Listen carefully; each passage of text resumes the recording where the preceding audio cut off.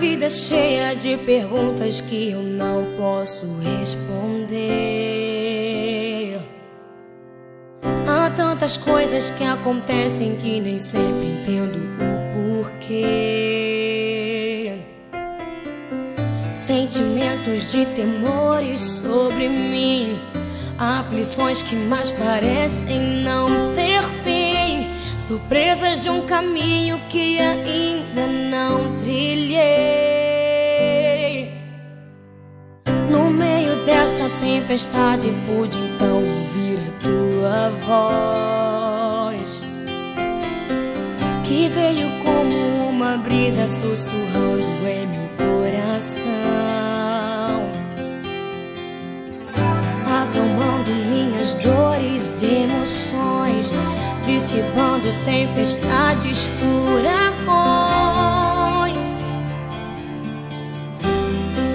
Escolhi descansar em ti. De uma coisa eu sei, decidi confiar, o invisível por certo se revelará. Então verei o que Deus preparou para mim. Nem olhos viram, ouvidos ouviram, nem homem nenhum conseguiu decifrar o que Deus faz na vida de um justo que em oração clama ao Pai.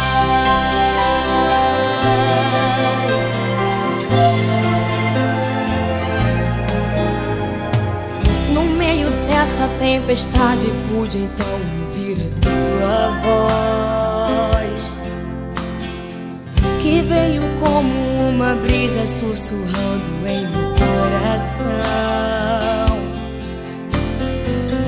acalmando minhas dores e emoções, dissipando tempestades, furacões. Escolhi descansar em ti. De uma coisa eu sei, decidi confiar,